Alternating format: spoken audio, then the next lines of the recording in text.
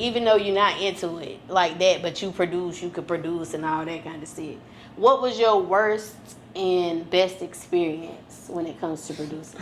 So I was trying to catch myself selling beats, and one of the people that brought it was like, he's like, bro, this is probably the most ass beat I ever heard.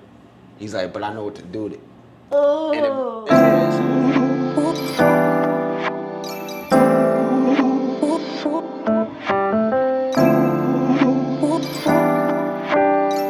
What's up, y'all? It's your girl, Goddess7, and this is Cuzn Tea Podcast, where I talk to minority entrepreneurs.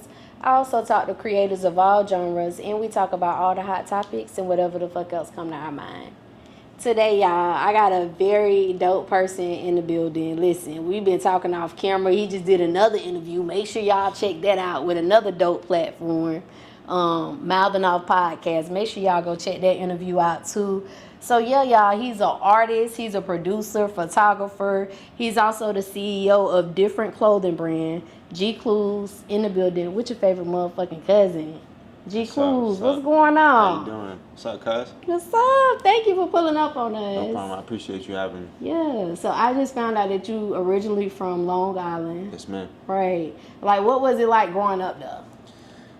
It's actually reminded me kind of like here. It's very similar. Like there's a lot of parts like that remind me of like Sugar. What is it called? Sugar Creek, I think. Like over there, it's kind of very similar to that. Then when you go towards like Charlotte, it's really that. It's you know really what I'm saying? that. Yeah. Like the uptown part. Yeah, the uptown part. Yes, ma'am. So aside from that, it's very diverse. I want to say it's like a melting pot up there. So what if I want to go get some food? Where I'm going to? What the cousins gonna eat at? Shit, depending on what you're in the mood for. The best thing popping. They got a lot of seafood spots up there, like crab boils and shit. There's something called. I can't eat them because I'm vegan, but I used to love them. I could eat like the potatoes though. So vegan, shit. Nah, but regular food. My husband eat regular. We might go out to eat some regular places we hit though. There's Joe's Crab Shack. There's Dallas BBQs. There's Margaritas. It's like a Dominican spot. Yeah. Kind of in the hood, but. Is there any like food that's known in Long Island? Because we know they got them Long Island drinks. Honestly, a lot that you have down here, you see up there. Right, mainly the seafood. Yeah, just mainly the seafood's a little different and more distinct up there. So what part of Long Island are you from? So it's called Suffolk County. It's like broken up into like two parts. It's like the west side is Nassau and then the east side is Suffolk County. But I'm from Suffolk County. Suffolk County, okay. Okay, what's the difference between the two from like your personal experience in life? Nassau is more so like city niggas. Oh, okay. Yeah. And Suffolk the country? Kinda. Not really the country, it's just more so like you're not, I don't know. They move different in the city. Yeah. Okay. Like I said before, like the Sugar Creek is kinda like that side. Suffolk Sugar County. Creek is Suffolk, okay. Yeah, and then you go to Nassau, it's kinda like uptown Charlotte. Like legit like that. But personalities is just like everywhere. Like right. Okay. What made you move to Charlotte? Family. Family? Yes, ma'am. Okay. How long you been here? I think under a year, maybe. Probably almost a year. Yeah, I'm right there, like 12 months maybe. What you think about Charlotte so far?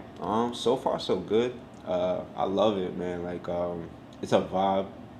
Everybody I met here is like really friendly, aside from just the regular friendly of saying hi and buying stuff. It's like they actually talk to you.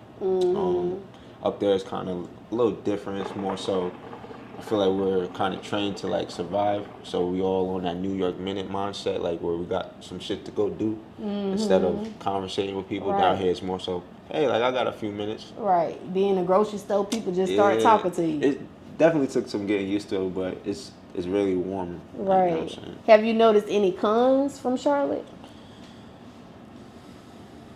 What is a con that you see so far from being up there that you was like, dang, maybe if they had this, that should be hitting down here?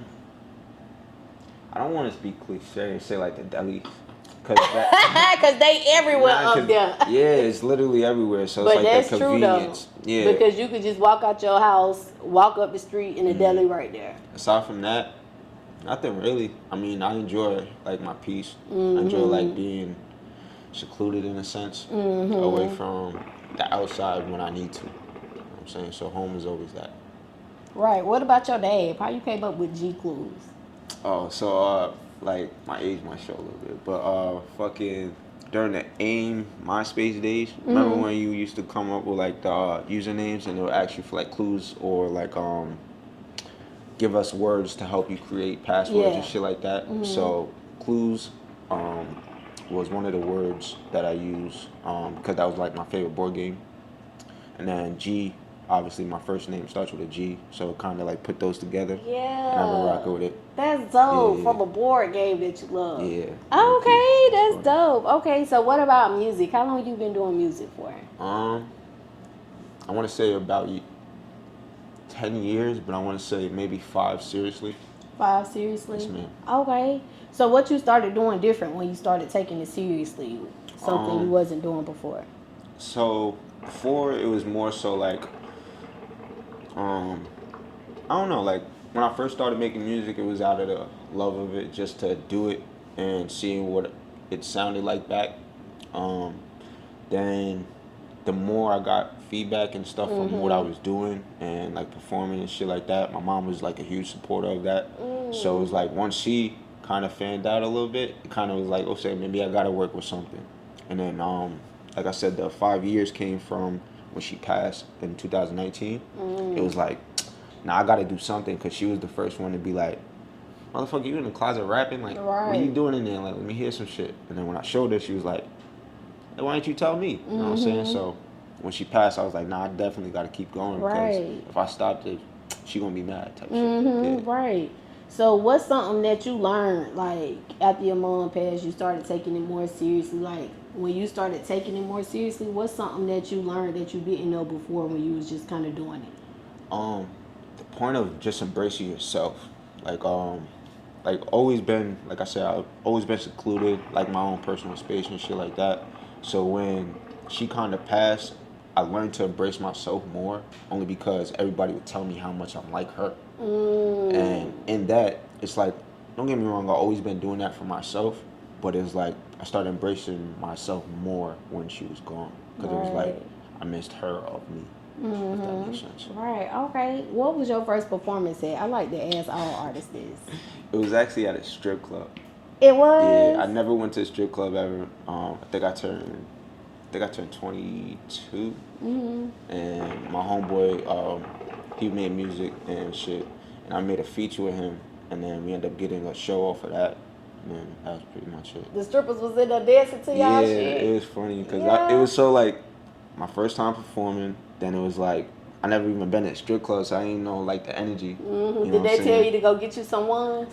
Yeah, you definitely. Was throwing them? Oh yeah, I had to like. It was funny because I had to find myself in that, I guess, space or element. So it was like once I got comfortable, it was lit. Like, you know what I'm saying? I'm like, oh, this is what they do. Oh, this is fun. Right. You feel me? Like, right. Let's Did you turn have up. anxiety when you first went it up? Yes, ma'am. How did that feel for you? I got a funny way of kind of embracing that. Like, whenever I feel like nervous or like, or feel like, I don't know, shaky about some shit, I always give myself a little affirmation, or I tell myself like, dead ass, I'm not pussy. Like, why would I be scared to try that? Why would I be scared to do this? Like, and then I kind of just do it. Was it like your stomach hurting? Like, what did your nervousness look like? It was just like, I pulled up, I looked at the lights, and I was like, why am I at a strip club? You know what I'm saying? And it was like, oh shit, I gotta perform. And then I'm like, nah, I gotta do something. Yeah, I gotta do something. So I started smoking, you feel me? I started talking to my friends. He was getting me hype, like, bro, like, we do this song all the time at the crib. Like, what's different from that? And I'm just like, that make a lot of sense. Like, what the fuck is changing just because I'm here?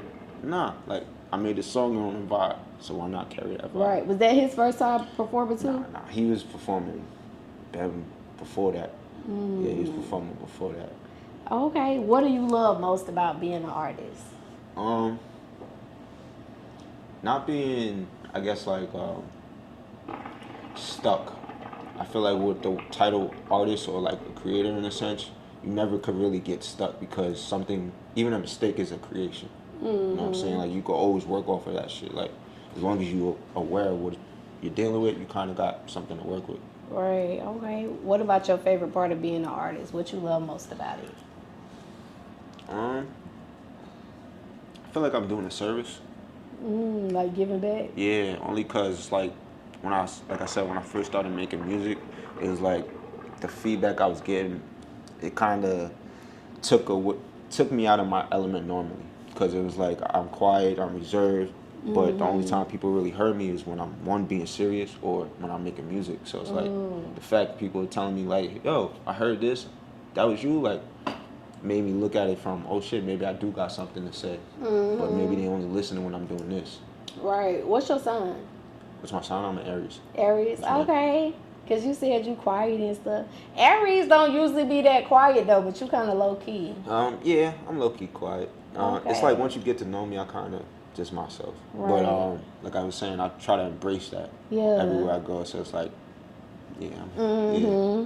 Okay. Now, do you ever want to get signed or you want to remain independent? I mean, there was opportunities that I had with like a publishing deal before. To be honest with you, but I kind of turned it down only because just people around me that was telling me you could do way more if you just keep trying to find out what you want to do. If that makes sense. That's why I kind of got a lot going on. Do you think it was like a good deal or you think it was kind of like 360-ish? It was, I don't want to say 360, but it was like I would have been working for a little minute. Yeah, without really seeing anything. Right. Are you able to say what label that was for? Nah. No? Yeah. Okay. Yeah. But what if you could work with any label in the world and they all had great deals? Which label would you choose? I ain't gonna lie, Dreamville. Dreamville? I ain't gonna lie. Why Dreamville? I always been a Cole fan. Everything he been doing, like, always kind of resonate me on a different level because it's like I see him being different in his own. You know what I'm saying? So it's like when I hear him rap and do certain things, it's like I see myself doing that. Like, right. And it's just like, damn, how you beat me to it? You know what I'm saying? Yeah, J. Cole, though. Yeah. I love his music. Yeah. So, look, if J. Cole was to come to you right now and say, look, G-Cluez, I'm ready to invest in you. Like, I want you to get on with the team. It's funny because, I'm sorry to cut you off. It's okay. But that's one of my kind of goals coming down here. Because, like I said, listening to his music, I always felt like he was rapping my life. So when he was saying he'd come to New York to take advantage of things that we take advantage of things that we take for granted, it's like I came down here to kind of do the same shit. And hopefully by, not the end of my run or his run or anything like that, it'll come full circle to where I could have a verse from him or I could even send him a beat or some shit like that. You manifested it now. Oh, yeah. Look, it's when gonna happen. it come, we replaying this. No, I remember facts. when he said That's this shit. facts. Okay, so look, happen. if J. Cole was to come and he like, look, I'm ready to give you this deal, but he like, but before I go ahead and make it like a sealed deal, what can you bring to our table at Dreamville? What you gonna bring to us? Shit, a whole culture, honestly, because what I built like with the different brand, it's like everybody feels it too. You know what I'm saying? Everybody sees the different in themselves or see the. Because I used to think the word different was weird, if that makes sense. So it's like after people showed me that it's not being weird, you're just different.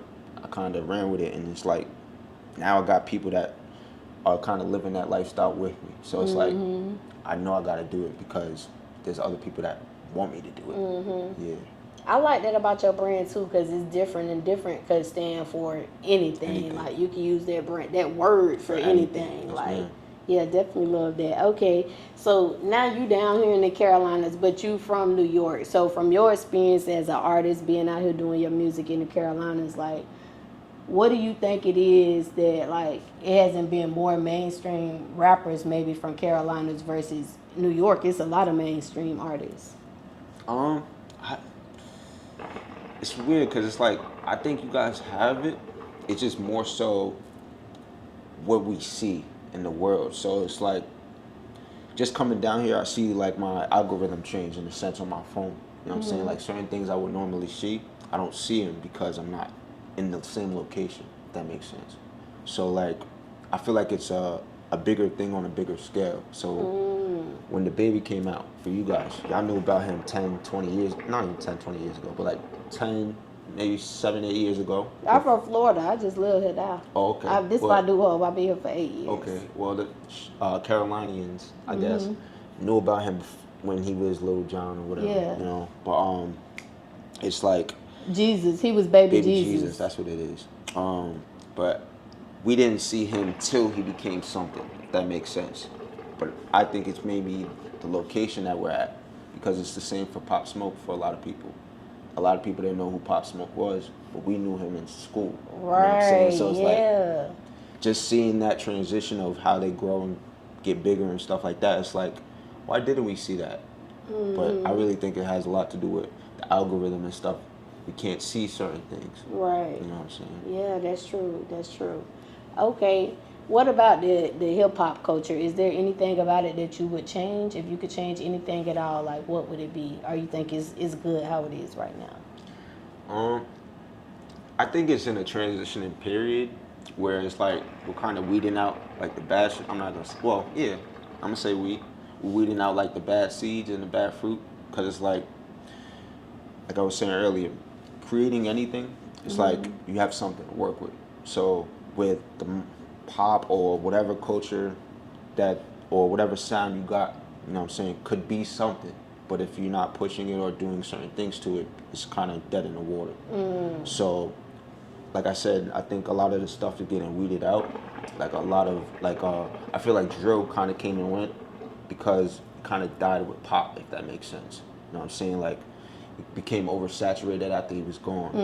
People try to sound like him, and it was, it's not him. You know what I'm saying? So it's like, you got to create your own new way. Yeah, so with that, I feel like all the processes or all the creations, like the mumble rap or the trap rap, really depends on what's staying in that culture or that pocket that's going to carry over. But it's like, if that's not there no more, or the foundation of that's not there, it's going to be looked over. Right. So I think we're in that period where we're getting rid of a lot of shit, especially with the rap beef and shit like that. It's like, that shows. They getting rid of Diddy. What's your thoughts on that? Since we talk about getting rid of motherfuckers, because they trying to get rid of him. And social media, like Jay-Z gonna be next, but I don't even know if they got evidence on that, man. But shit crazy. They getting rid of some hitters right now. Whatever they said that man did, he probably did that shit. But at the same time, I hate seeing just us getting dragged like that. You know what I'm saying? Because it's like, I get it, yeah, he's popular. I get it, he got money. He pushes the black love heavy, you know what I'm saying? In the current time that we're in right now, there's a lot going on with religion and politics and all that extra shit. So it's like, I hate to see him get thrown in that circle of bullshit right now. You know what I'm saying? Like, where was this at 5 years ago? You mean like as a black man? Yeah, as a black man, you know what I'm saying? But aside from that, it's just like, right is wrong is wrong. You know what I'm saying? So you just gotta own up to your shit. Right. What if you saw your friend like in a domestic situation with his girl? Would you intervene, or would you just be like, that ain't my business? Unfortunately, I've been in that predicament before, and I had to step in. It was kind of like, bro, what you doing? Like, you know what I'm saying? But I don't like feeling that way, and I don't like having other people feel that way either. Like, I have a lot of sisters, so it's like, to see my sisters feeling a way about a man, it's kind of like, you didn't even have to feel that in the beginning. You know what I'm saying? How many sisters you got? I got 5. 5? How many brothers? I got 4. 4? Y'all all got the same parents? Nah. You got a lot of siblings though. Yeah, I got a lot of siblings. We basically 3 of us. Well, half of us share a mom and half of us share a dad. Okay. That's a lot. Y'all had a whole football team over there. It was fun growing up, huh? It was a little here and there, cause like I said, a lot of my family's kind of down here, so a lot of my older siblings were down here. Oh, okay. It was just one of my older sisters, well, 2 of my older sisters, and then in 2005 my little brother was born, but before that it was just us 3 up there. Yeah. Everybody else was either in Arizona or in one of the Carolinas or Florida. Right. Yeah. You went to Arizona before? I went once. You like it over there? I feel like yes, but I feel like I was too young to experience it. Yeah. It's too hot over there. I ain't been to Arizona, but I've been to Vegas, and it's hot as hell in Vegas. I believe it. What about Florida? What was that experience? Because I'm from Florida. Only time I went to Florida was for a job. I never went to visit family and stuff down there. Job wise, systematically, how was that experience? It was rough. So I was doing like side moving when I first came down here and stuff. I had a situation where a coworker had passed out and things like that. It was just a mess, and we out of town, so it was like huge mess, yeah. But other than that, So it was like a company that you was working for in New York that went down there to do some work? oh no, when I first got down here, I got hired for a moving company down here, and then I was working for them when that happened. Oh, Yeah. okay. So the company was based here. Yeah. Okay, so you ain't really dealt with like Excuse me. Florida jobs coming from No, Florida. no, hell no. Oh, okay, because that shit rough, honey. I'm here to tell you. Okay, so you also a producer. Like, when did you tap into that, and what made you want to do it? I want to say maybe year 7. I tapped into it only because I got to a point where it's like I got tired of leasing beats. I got tired of trying to find the right producer. I got tired of just trying to depend on other people. I figured just buy my own shit and try to learn. Right. How long did it? Do you think? Well, first let me ask you this: do you think like now that you have perfected it now? Beats? Nah, Yeah. nah. I want to say they're alright. I'm not gonna say I perfected it. I got a lot of work to do on my beats, but they're alright. Yeah, right. Yeah. You produce your own music?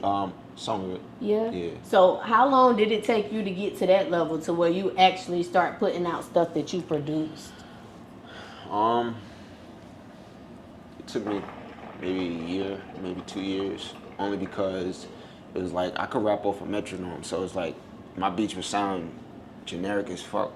You rap off of what? Metronomes. It's like the timing, like a clap or like that clicking noise whenever you're in the studio. Okay, yeah. That's called a metronome. It's like to Okay. keep time. Okay. So like I could dead ass rap off of that. So it's like beats. What do you need a beat for? You know what I'm saying? So my beats were really generic, and I feel like they're still kind of generic because I don't add a lot of elements in them. I probably use like 6 sounds max.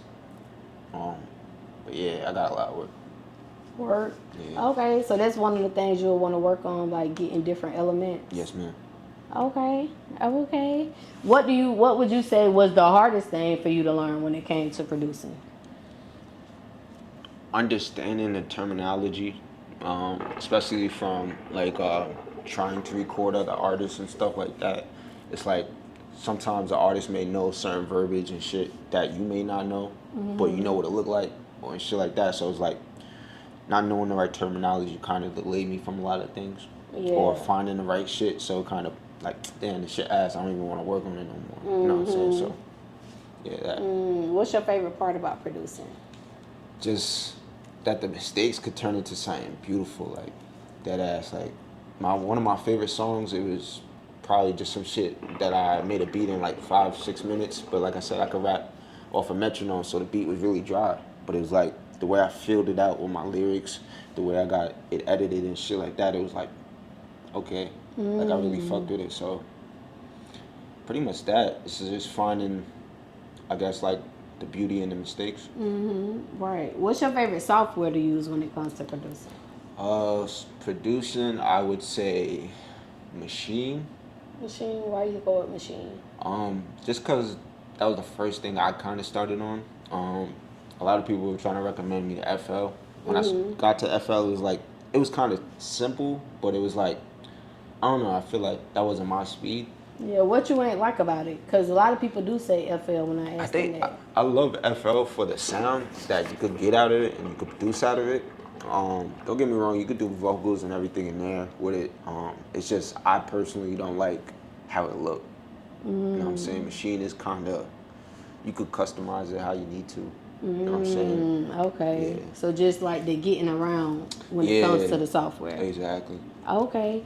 What would you say makes you stand out from any other producer? What makes me stand out from any other producer? G-Cluez. What you standing on now? What's making you stand out from the others? Shit, that I'm just different. Like, it's kind of really, I don't really consider myself more of a producer than everything else. So it's like when that question comes up, it's kind of like I'm not really. I don't want to Not say really, cause okay. So yeah, let's do this. What makes you stand out as an artist? because I'm not afraid to test limits. I'm not afraid to try anything. You know what I'm saying? Fearless when it comes to just creation. Like I'm just really fearless when it comes to it. Okay, okay. So I know you said I ain't. You said you a producer, but you was just like I'm not really into when people ask me that question. You know what I'm saying? So even though you're not into it like that, but you produce, you could produce and all that kind of shit. What was your worst and best experience when it comes to producing?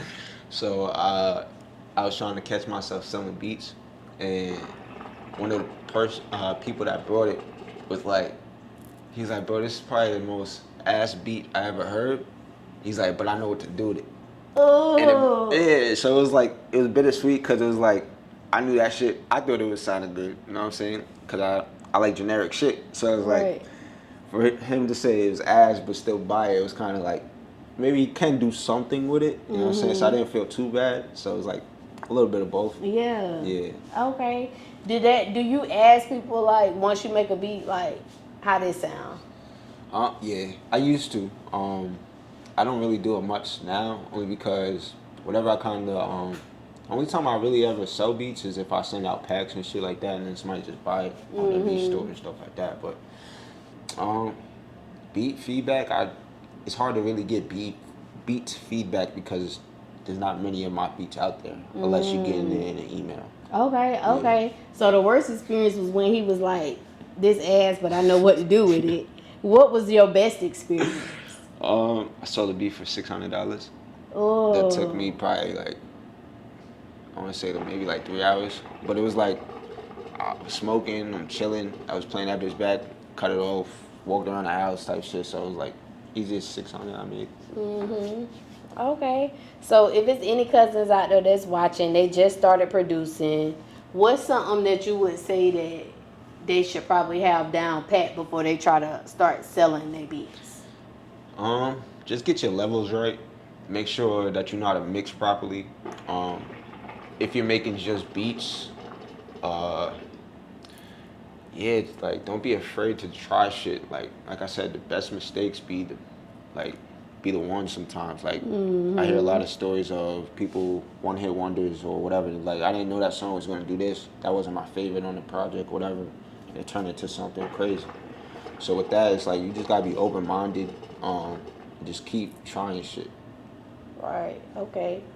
What about investment? Like, how much should the cousins set aside if they looking to start in that business and, just getting the ground up?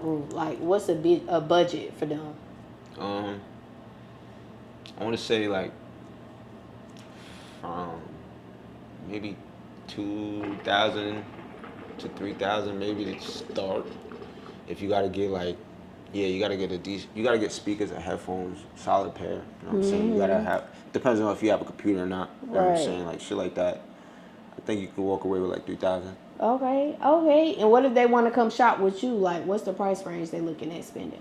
For beats, Yeah. shit. Or just for your producing in general? Oh, I really just I be taxing, um, off of kind of what the feeling is. You know what I'm saying? Cause like sometimes I make shit and I don't even charge people. Like I go in a Right. session sometimes, and if the vibe is really that, like don't We're worry gonna about the do this on session, the bro. Yeah, house, like right? don't even worry about it, cause this shit came out crazy.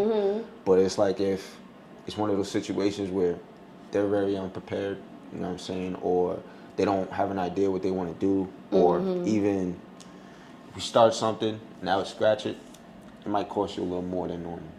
Yeah, just cause it's the restart button over and Right. shit like that. Right. Okay. Okay. And what about like if they wanted to just get the beat? They don't need you to really do the producing, just like kind of get the beat. Shit, just hit me like, especially if you got something going on and you believe in yourself, like that's what I'm all about. I feel like I'm doing a service like with everything I do. So it's kind of like if I see you trying to do something and you really adamant on it, you know what I'm saying? I'll probably bless you with it, to be honest with you. I really don't like putting prices on shit. Right. Only because, like, every time you put a price on something, it gives it some the sort prices of work. Can vary. Yeah, like Okay. somebody could fuck with that price, Right. or something to debate about. Right. You know what I'm saying? But if it's $3.99, you can't really say shit. That ass, like, can't. Right. Is there like a particular type of artist that you wouldn't want to work with, as far as the traits and work ethics, maybe? Probably just somebody who don't believe in themselves, honestly, because that has a lot to do with how people perform. It has a lot to do with how the energy carries. Christmas time is here, and Cousins T loves to give to our cousins. Follow us on Instagram, subscribe to YouTube to enter our holiday raffle. All the details are on this lovely flyer. Okay, so being that you're into nature, like what would you say is the best lens to use when it comes to nature? I want to say like the telescopic ones, anything from like 200 to like you can go 500. That may be a little extreme for really what you're trying to shoot. It really depends on the size of what you're shooting.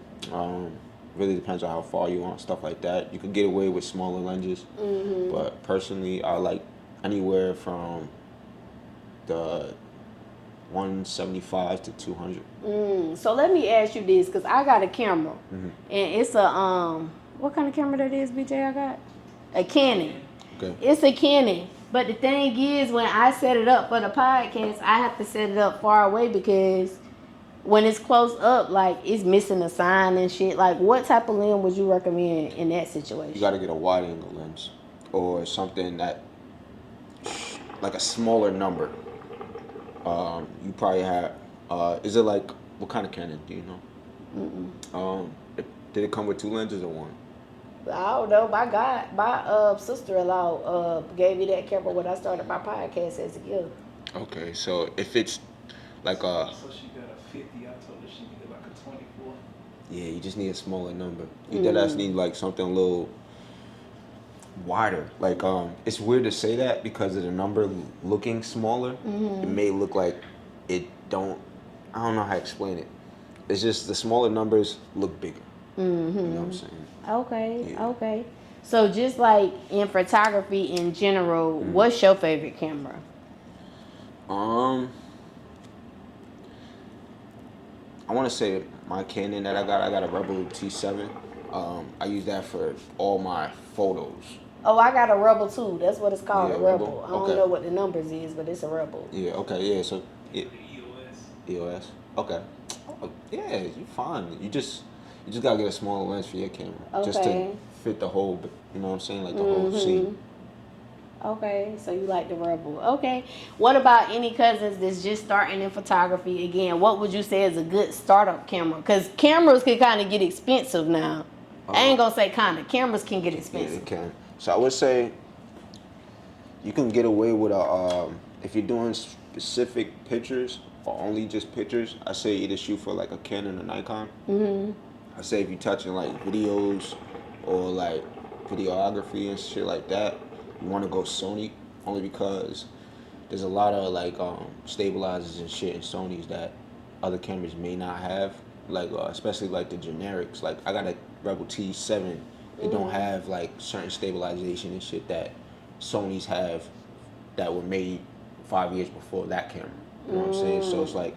So when you say stabilization, for the cousins who just getting into it, they might not know all those words and shit. What is stabilization gonna help when it comes to the image of the video? So basically like a little shake in the camera that you get. So like you ever hold your phone up and you recorded something and then you watch it back and then you have like that little shake of you trying to be still.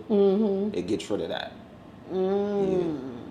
Oh, so it's like a button that you can press and it'll just get rid of that kind of stuff.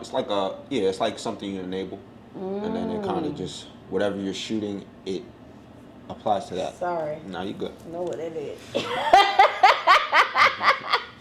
Okay, so like for a price range, I already know, but what is the price range they looking at spending when it comes to a startup camera?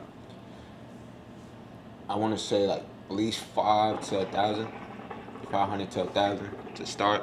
Like I said, you could get away with something cheap, the new camera I just picked up is probably the best camera I have for videos ever, and that shit only cost me $800. Oh, okay. But it's like, it's smaller than this. It's smaller than this bottle. Like, so the shit that it can do is kind of amazing to me. Okay. So how much the cameras, like people who shoot movies and like stuff like that, how much those cameras be costing? Thousands. It really depends on your setup. Like, one, what kind of actual camera you have, what that capability can handle, and then you match it like with certain lenses and certain gear to make certain things fit. Yeah. So, yeah, that shit could get crazy. Like, get crazy. Yeah, it could get crazy. Cause I seen a news reporter like shooting some shit, and then I was like paying attention to the camera, cause this after I stopped podcasting, I'm like, God damn, that camera look like it got a lot of shit on there. I need to get that shit. I googled that shit, and I don't even know if it was the exact brand. That shit was like $9,000 to $10,000. That shit was a lot. But you got to think about the projects they working on. You know what I'm saying? One project probably costs 3 times that. Right. So it's like that so camera they getting their money back. Getting their money back. So. Okay. So when it comes to photography, just in a whole, like, what are some of the main things that the Cuzn should know when it comes to photography and capturing like that perfect picture? I guess like it's hard to always try to capture the perfect picture or the perfect moment. You know what I'm saying? But just know every picture that you do capture is a moment, is freezing time in a sense. You know what I'm saying? So whatever you do, try to do your best at capturing that. Like, you know what I'm saying? Like, take multiple of them, or, you know, like, look at it from a different view or different angle. You know what I'm saying? It may pop something else that you didn't think of until you do it. Right. Okay. What about the lighting? Because we was just talking about that off camera. Like, can you tell them like how important the lighting is if they just starting out? How important is water? Like, that ass, the lights are everything. Like, it sets a mood. Depending on where the lights are, it can give a certain depth of field, I like to say, or they like to say when it comes to photography, like, or anything, you know what I'm saying? It has it resonates, literally, like, it resonates. Okay. So, what about like, okay, when they put the cameras on the light, do you have a light when you go out? Depends on what I'm doing. I always carry a light just in case. So like, say if I'm doing like content for like Instagram or fucking TikTok, and I'm doing like, I don't know, real or music performances, I would use a light depending on how dark it is inside.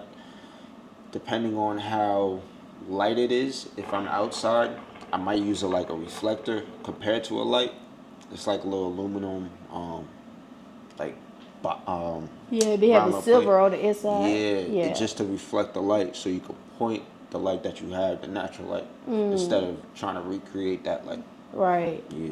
So when they be having like the little lights on top of the camera, is that something that they gonna need in the daytime, or they just need to bring that out like at night? No, you can use it in daytime. Like, it really depends on how you're shooting. Like, say if you're shooting from up top and you have the light on, and it's and maybe the subject at your like the face of the person is darker than normal. You know what I'm saying? Maybe they got something on their face or something, or they have a mask on. You know what I'm saying? You're trying to see certain parts of their eyes because they have a mask on. Like, you may need a light for that.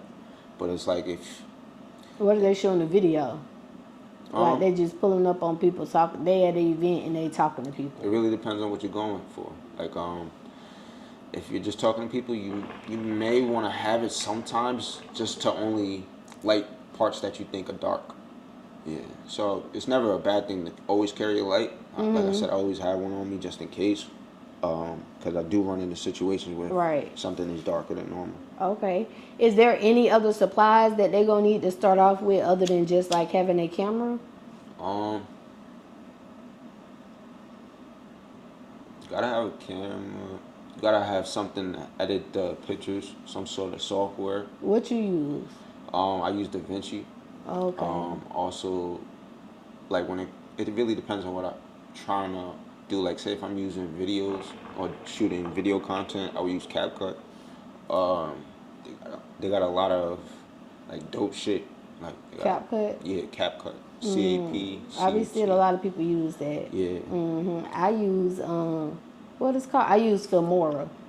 You heard of Filmora Yeah, before? Filmora is fire. I used to actually use Filmora until I kind of found CapCut. It has like CapCut better than Filmora. Well, you about to get Filmora canceled over here. Nah, definitely not. I don't want to say they're better than them.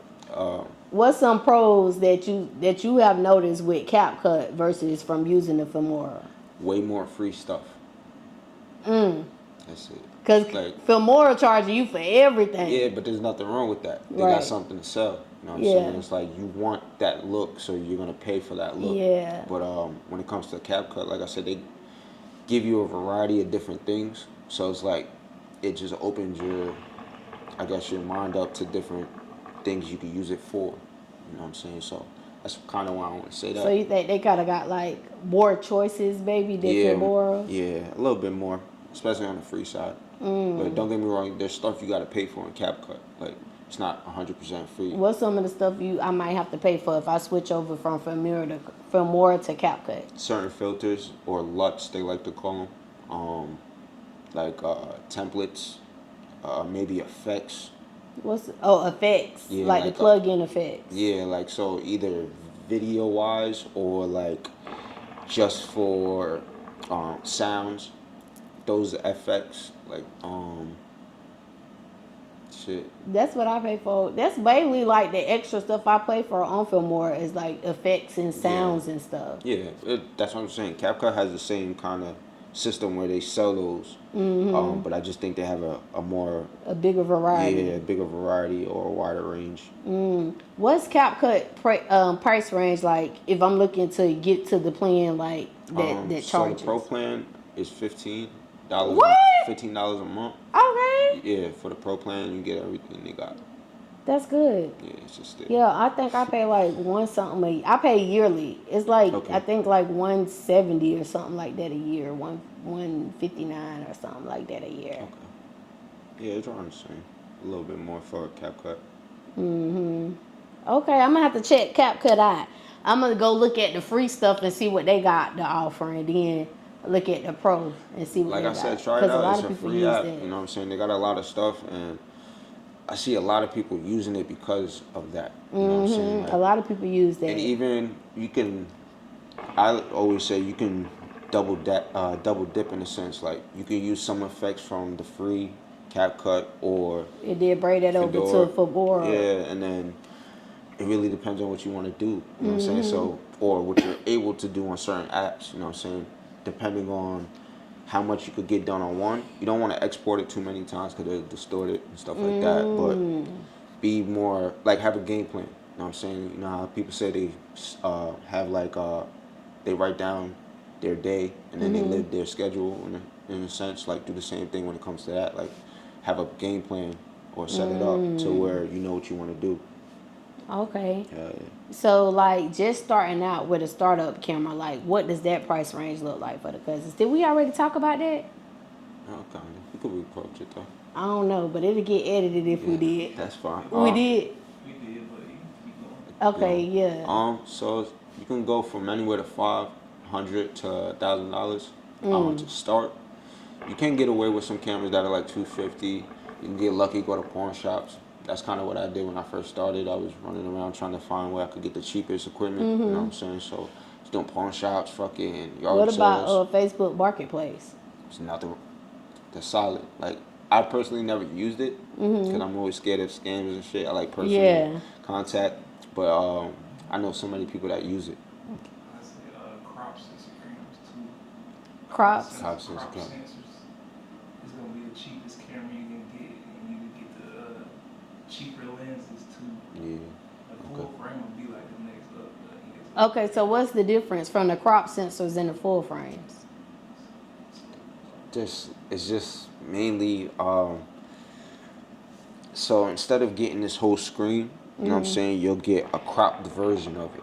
You know what I'm saying? That's kind of like I don't really know how to explain it. Like, you'll get a full frame camera, so you see a bigger scene, and you could zoom in more and have more quality in that. If that makes sense.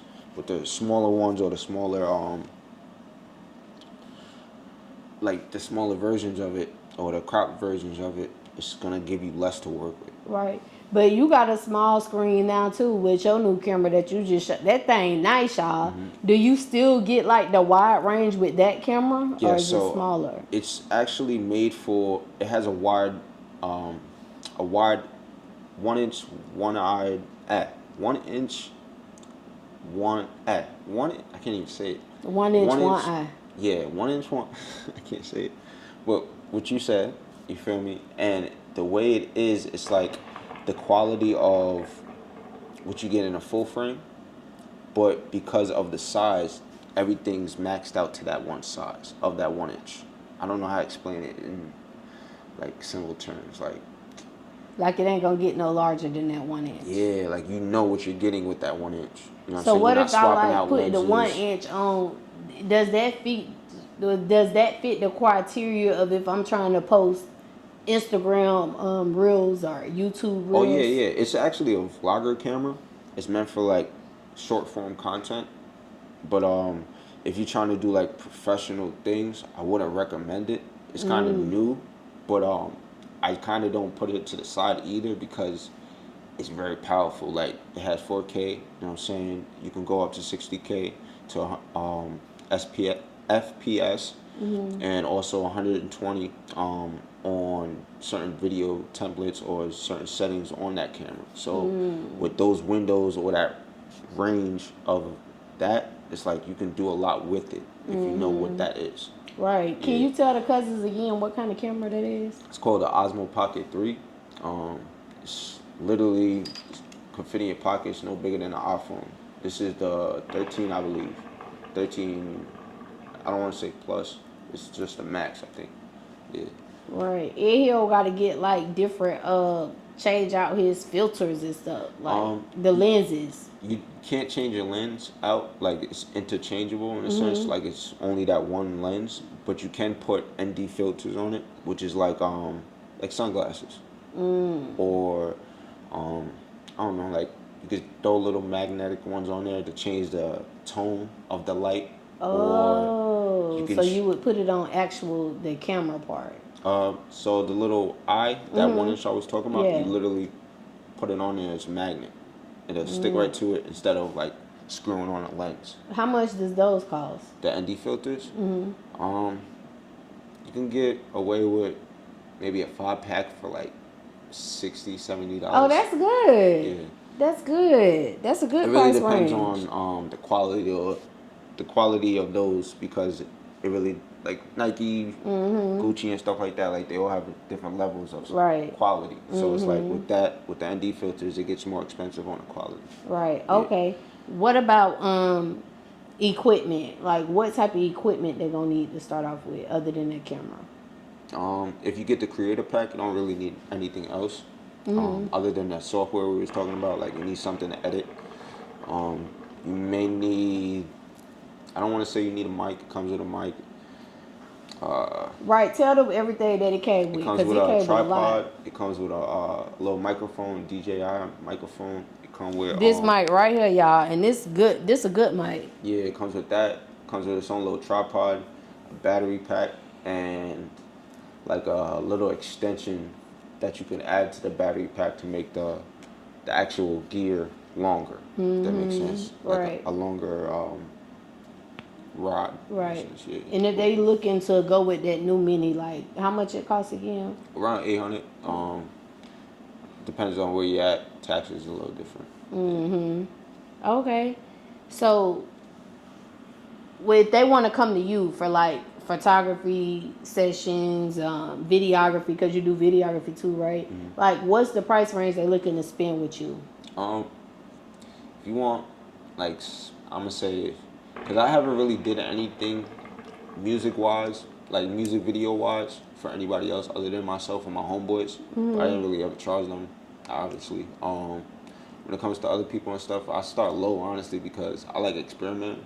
I like trying shit. So whatever's kind of good for that person, I kind of work with that. You can work with people. Yeah, because it's like, it's helping me learn how to use this shit. Right. And also it's helping you be creative and, hey, let's try this shit. Let's try that shit. And see if we can do it. You know what I'm saying? Okay, so with photography, Because you have more customers when it comes to photography, like, right? Would you say? Look at me making assumptions. Yeah, a little bit. Because I wanted to ask you, like, after you learned your camera and stuff, how long did it take you to, like, get your first customer? Not long. So, I used to always do like parties or barbecues that we were having when I got my camera. It was kind of just something I did. I just brought my camera to the event or wherever I was at. And event not meaning like something big. It's just like I'm at my homeboy's house. Yeah, the cookout. Thanksgiving dinner. Exactly. I'm the one with the camera. I'm Chris Brown in Thanksgiving. Right. This Christmas, I'm sorry. But with that, you know what I'm saying? I just bring that shit around. So, it wasn't long after until one of my cousins was like, "You trying to do this birthday party? I pay you." I'm just like, "All right, fuck it." You know what I'm saying? And then kind of went from there. People see what I was doing. Yeah. Okay. So with everything that you know now about photography, like as far as the marketing tool to get your name out there and get your customers, like what tips can you give the Cuzns about marketing when it comes to photography? I feel like the truth had to do a huge part with it. Like, just be transparent. Like, keep it up front with people. Like, everybody feel like they gonna get scammed. It don't matter what it is. You know what I'm saying? So, be honest with the person. Tell them what you can and can't do. You know what I'm saying? Tell them what you're comfortable doing. Tell them ask them what they need from you. See if that even fits you. You know what I'm saying? Or what you think you're doing. You know what I'm saying? And go from there. Other than that, like, don't ever lowball yourself in a price, or don't overcharge somebody for something that you can't do. So you just got to be honest. You know what I'm saying? I say that got a lot to do with everything. Okay, that was some good advice. Okay, so let's talk a little bit about your clothing line, Different. That's like, what made you name it Different? Like I was saying off air, like, always felt like I was a little outcast, or I was weird in a sense, because I was so to myself. And for a long time, I didn't understand it. But until I started asking why, or trying to figure out that, or who I am, from hearing other members of my family, mom, dad, whoever, or friends, or people just I meet, you know what I'm saying? I started to understand that we're all normal. Yes, we all have our own, you know what I'm saying, human shit. But it's like everybody has something different about them. So kind of everything that I seen was different in me. I kind of wanted to embrace that.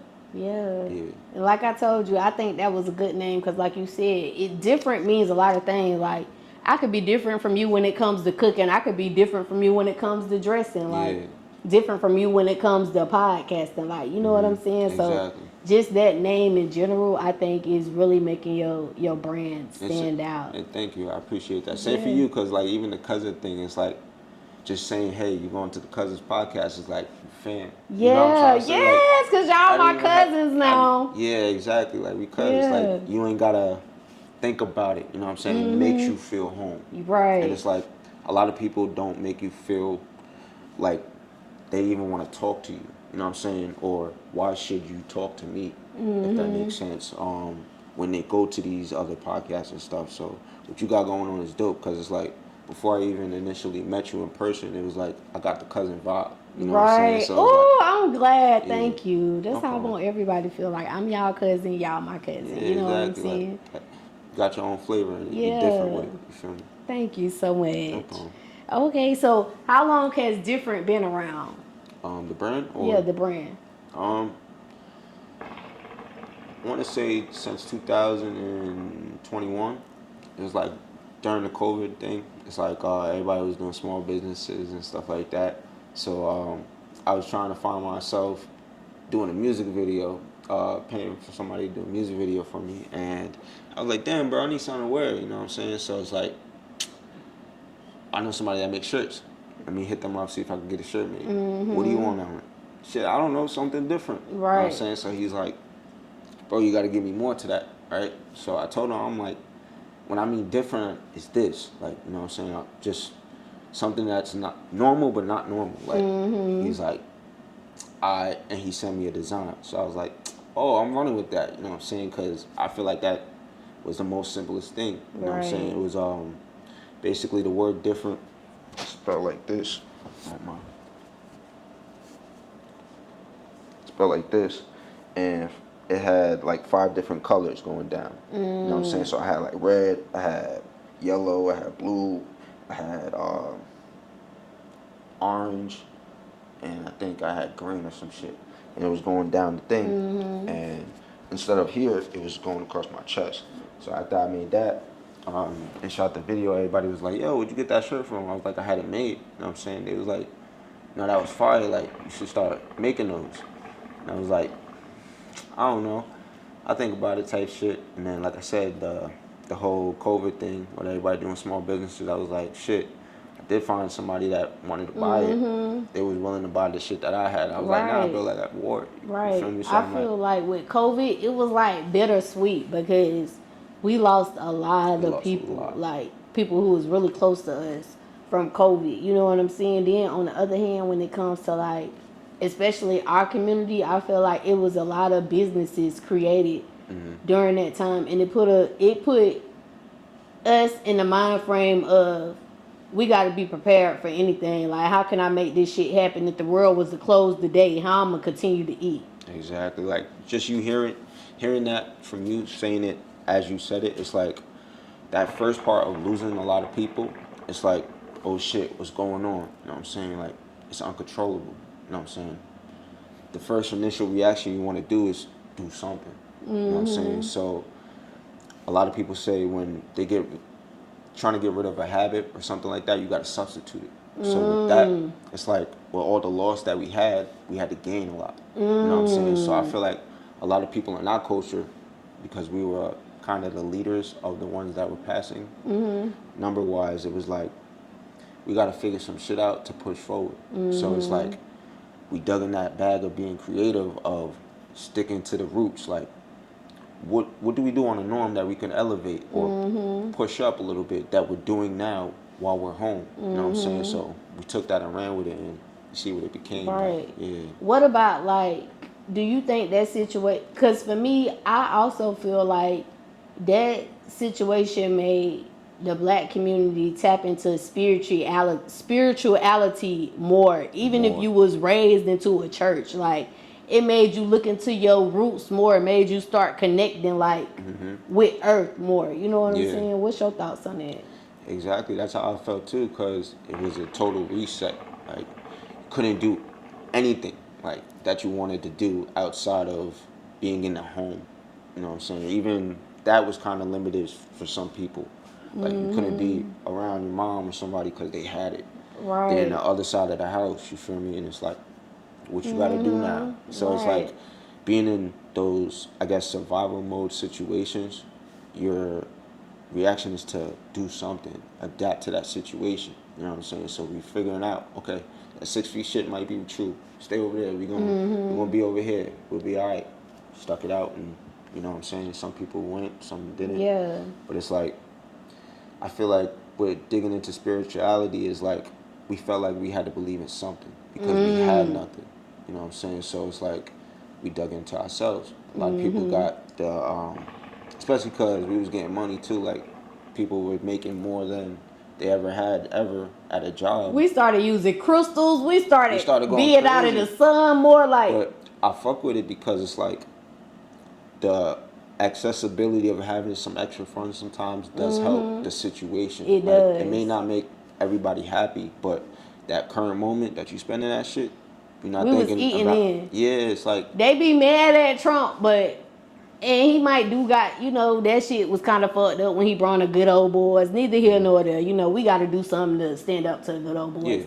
But on the other hand, because I always look at things on both sides. Yeah, that was fucked up. But on the other hand, the country was eating. You know what I'm saying? Yep. Everybody, even the people who didn't have jobs, like, you got laid off, but you're super good. Yeah, you're good. So it's like when we are adapting and adjusting, and it's like now we got this extra money, we trying all type of shit that we never tried before because we never had this. Like, you know what I'm saying? So having that reset, digging into ancestry, like, I know a lot of people that got like blood tests. You know what I'm saying? It was like I don't even want to say a trend, but it was a thing. Like, people were dead ass getting blood tests to see where it came from at that time.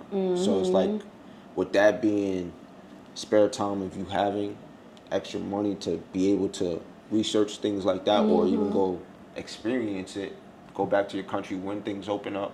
You know what I'm saying? People was going to Africa and all. Everybody done went to Dubai and Ghana. Everybody. I went on a cruise. It's like I never went on a cruise until that was accessible. Like, yeah, I had money to be able to go, but it was like, How was your first cruise experience? it was amazing. It was amazing. It was like, Did you get seasick? I did. Second day, I went for what, 5 days, I think. You went with Royal Caribbean or Carnival? Carnival. Carnival, that's the lit one. That's the lit one. Yeah. Carnival be partying. It was lit. But, yeah, I got sick the second day. And then the third day was right, and then I was good to the end of the trip. Okay. Yeah. All right, so let's bring it back to the brand. Like, what can you tell the cousins, like, some of the items that y'all offer? Shit, we got anything from hats, like beanies. We got like dad hats.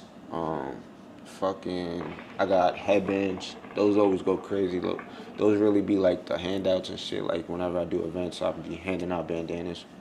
I got shirts. I got hoodies. I got jogger sets. I got track suits. I want to work on socks. I haven't really stepped in it because it's like, I don't know. I feel like you gotta find the right type of sock. I feel like all the socks that I've seen so far are really general, but I feel like, I don't know, I want to have a different type of sock. Right. If that makes sense. But I have I got like car vinyl stickers. I haven't released them, but I have water bottles at the crib. I probably got like 20 of them made, but they're just sitting there because I didn't personally like how they look. Right. Yeah, but I'm Water sure bottles too. I'm sure somebody's seen them. They'd be like, "Yo, let me get one." Right. Yeah. Okay. So if any cousins watching and they want to start their own clothing brand, like, what does that startup process look like? Meaning, like, what steps do they need to take to actually get their clothing brand up and running and to get to where you're at now with your clothing brand? So it depends on how hard you really want to work. So I want to say that, and are you willing to get a press? Are you willing to get a printer? Are you willing to do like? Oh, so you make your old shit too? Yeah. Oh. Yeah, so it's like really depends on how much you want to do. So you really invested in yourself. Yeah, so it's like I was saying earlier, like once I started making music, I felt like I needed to do certain things. Like the shirts came from me having to do a music video, and I feel like, shit, I'm gonna be doing more music, so I'm gonna have more videos. I'm gonna need more shirts to wear. Okay, so they need a press. What else they gonna need to start up? If you don't feel like doing too much work and like doing the press process or like direct a garment like with the paint and all that extra shit, you can always source out or find vendors that make things like that. Like when I really first started, aside from working with the person that helped me like create the first shirt, it was like I went to Lids, like the I don't know if you guys have them down here. LIDZ? Yeah. Okay, that's the hat place. Yeah, the hat place. So I took the design there and basically seeing what they could do with it. You know what I'm saying? From when I started doing my hats, and then it was like, oh, like it may be too simple. So after I got my feedback, I kind of ran around and tried to find certain things, and then I came up with my icons. My logo and shit for the brand that way. Okay. So they could actually go to Lids, like when they get that idea and be like, hey, I got this idea. What y'all think about it? Don't get it twisted. They're gonna make you pay. But I just was adamant at that time. So do they make you pay up front, or is it gonna be like a percentage of the product that they sell? So when I went to Lids to get my first hat done, it cost me $70. It was just one hat at first, and then I was asking them how much it would be to get a couple of them made.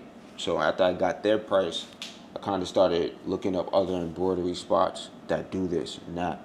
And then, fortunate enough, somebody else that I know around my town that I grew up with, they had their own brand.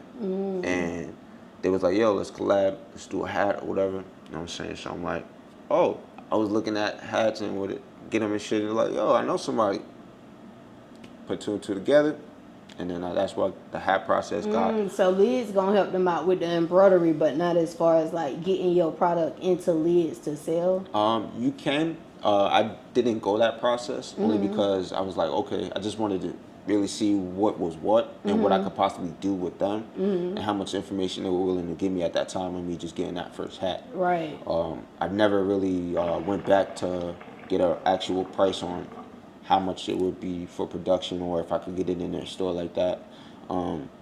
Later down the road, after I seen that certain items and stuff was going selling really well, I started going to stores that I shop at. Like there's a spot in Central Islip where I live, where I used to live, called the Spot. So it's like that was everybody's spot to go. The spot. This is the spot before school. So it's like that'd be a Okay. line of all the students and shit Okay. going there to get whatever. You know what I'm saying? And then you see everybody in school wearing the same shit, and it was on the same block. So it was like I went to spots like that. Hey, y'all fuck with this? You know what I'm saying? Oh, that's your shit? I see homeboy coming in the other day with a different shirt on. You know what I'm saying? Yeah, bro, we'll put it in here. How much you willing to? And then go from there. What's up, y'all? It's your girl, Goddess7, and this episode is sponsored by a couple different sponsors. So y'all already know I had to shout them all out. First of all, y'all, I gotta shout out Robinson Hustle 8. Cause guess what? They branding us over here. Y'all see these cute little glasses that I be drinking out of? Hold on, let me take a sip. Y'all see this? Y'all see this right here? Y'all see this cute little liquor ice bucket, whatever you want to call it? They made all of that. So if you're looking for some custom shit, make sure y'all go shop with Robinson Hustle 8. They customize all your needs. I can't forget about Q3 Designs and Things. They're also a sponsor of Cuzn podcast, and they're a branding company for us. They made us these cute little shirts, y'all. Y'all like this shit? Y'all see this? Look, you need some custom shit for your business, go shop with Q3 Designs and Things, because they're going to get y'all right. They're going to get y'all everything that y'all need. I also cannot forget about Geminiih Hookah, because they keep me smoking good on every motherfucking episode, y'all. Y'all see this hookah? They sponsored that for us. They did some other sponsorship, but most importantly, y'all, they got them hookahs, and y'all know I love hookahs. Look, y'all, hold on.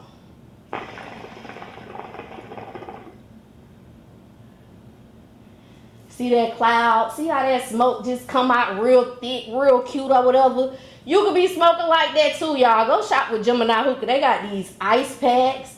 They got these portable hookah tips. You can take this thing anywhere with you. And they got hookah candles, y'all. They got different shisha flavors. They can make you anything you want. So make sure y'all go shop with Geminiih Hookah, y'all. Go get y'all hookah. Until next time, cousins. Bye. So I was getting into like putting my hats and clothes into like certain shops that I was going to that I grew up at.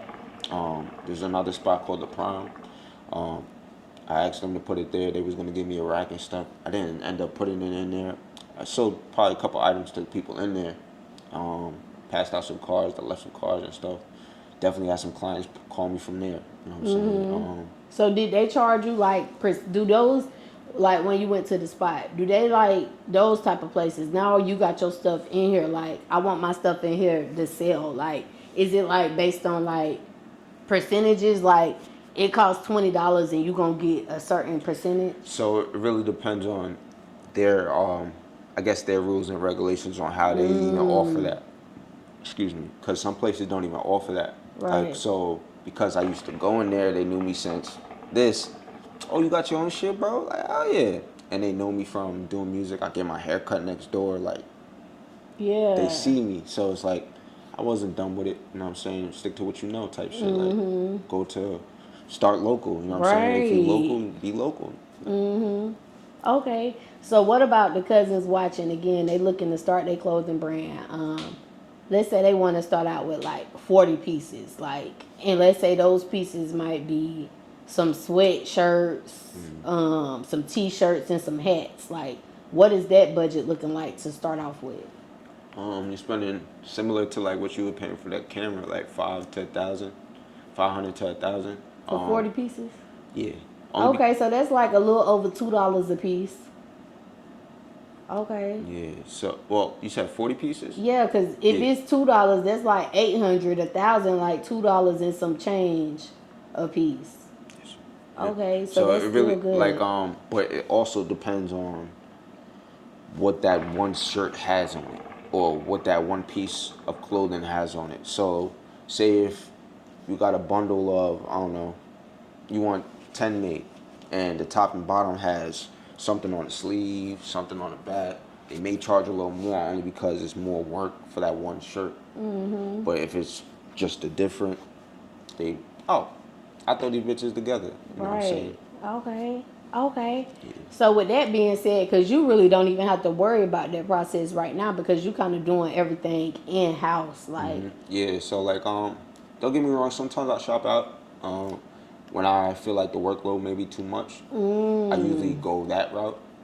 But if it's, I don't know, 30 shirts or something like that, that somebody has their logo already made and shit like that, I could go knock that out. It's just gonna take Right. me a couple days to really lock Right. in and do that. You know what I'm saying? But you might have to give me some time. You know Right. what I'm saying? Because life is life. You feel me? Yeah, so. Okay, so what's something that you've learned with using a press machine that you can give the cousins advice on? Like a good advice tip. Like when you use the press machine, make sure this. Shit, always check your temperature twice. Like, uh, the trade that I'm in right now, like I do HVAC, so it's like you always want to measure twice and cut once. You know what I'm saying? So it's like with that, you want to check, make sure your heat's on the right thing. Shit, if you got a little piece of clothing or an old shirt, you know what I'm saying?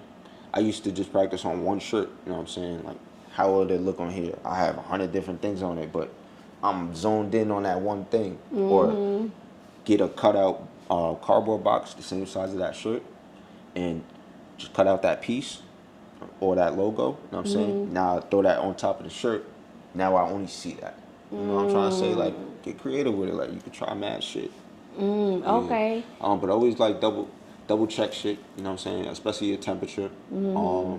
Make sure that your timing is right, or you have um, your your timer on it is correct.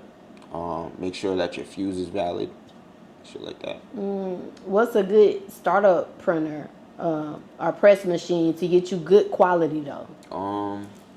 For printer, uh, I want to say either Silhouette or Cameo, or Cricut either. Which one you think the best out of those? I say Cricut is more diverse. It has more range when it comes to what you could make out of it or what you could cut in it. Silhouettes is kind of nothing but like business cards or like tougher materials or tougher vinyls and shit like that. Um, yeah, it's like everything has a purpose, so you just gotta read. You know what I'm How saying? long did it take you to like get good at printing your product? Shit. I want to say like a year maybe. A year? So the person that made my first shirt was very helpful on showing me how to even do it, because he's like, it reminded me of him when he started it. So he was like, oh, let me show you how to do this. You know what I'm saying? And then he had some ideas that it was like I implemented on this shirt actually, like that puff. He was telling me to do it with my first shirt. I'm like let me try something first. You know what I'm saying?